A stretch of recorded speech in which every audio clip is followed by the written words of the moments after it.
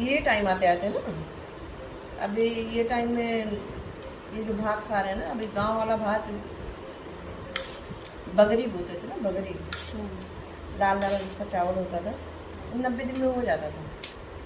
तो उस टाइम में यही भात खाते थे। और हम लोग तो कम खाए हैं, हमारे बाबू अभी ज़्यादा खाए हैं। नाना तो बहुत ही स्ट्रांगली दूध दही खाए हैं, अभी तक नाना बिना दूध के तो चलते नहीं।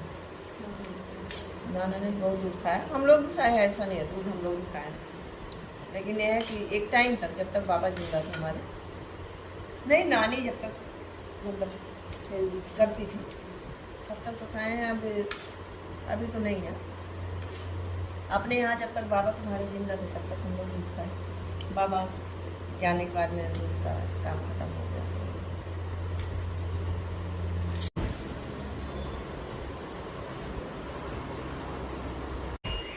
आपने गुरुवंश लिया है उनमें? हाँ मैंने, मतलब मैंने, हम लोग तो वो, मैं 10th में थी तब हमारे महाराज जी दिए थे। हमारे महाराज जी वो हमारे पूरे ख़ानदान को दिए हैं, नाना नानी बड़े नाना बड़े, मतलब सभी को दिए हैं। हमारा जितना 6-7 घर है मायके का, तो तब शादी नहीं हुई थी जब हम ले लिए थे। और हमारे महाराज जी तो ऐसे थे कि एक बार नाना डूब रहे थे और उस टाइम में उन्होंने बचा लिया था। उनको पता चल गया था कि आज कुछ होने वाला है, तो वो सुबह 5 बजे ही आ गए। जहाँ रहते, जहाँ उनकी कुटी थी, वहाँ से जहाँ हम लोग रहते थे 5 बजे आए। और उसके बाद में आने के बाद में पूछे कि कहाँ गए तिवारी जी, कहाँ गए? ये अरे वो बड़े बाबू की माँ ख़त्म हुई है, वहाँ गए हैं। बोले तो हनुमान जी के पास में, फिर उसके बाद पूजा करने बैठ गए। तो लेकिन नानी को इतना भरोसा होता था कि कुछ नहीं होगा। नानी को अब बीमार है, पता नहीं क्या हो रहा है, इतना भरोसा था कि मतलब हमारे पूरे परिवार को कुछ नहीं होगा।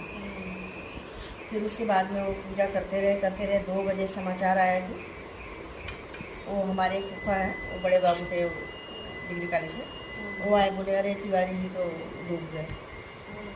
हम लोग बिल्कुल एकदम लेकिन नानी बोली कभी नहीं, जब तक हमारे गुरु महाराज हैं कुछ नहीं हो सकता। उसके बाद में फिर धीरे धीरे जैसे सब लोग आते गए, तो हमारे पापा पहले निकल गए थे, तो उनको उतना नहीं पता चला। लेकिन नाना ने निकल गए, भगवान नहीं बचाया, मतलब गुरु ही बचाता है। निकल गए और उसके बाद में आए तो नाना का पूरा फेस एकदम काला हो गया था। 1-2-4 डुबकी लगा दिए थे, मतलब वो खींच लिया था, जो डूब रहा था उसको बचा रहे थे तो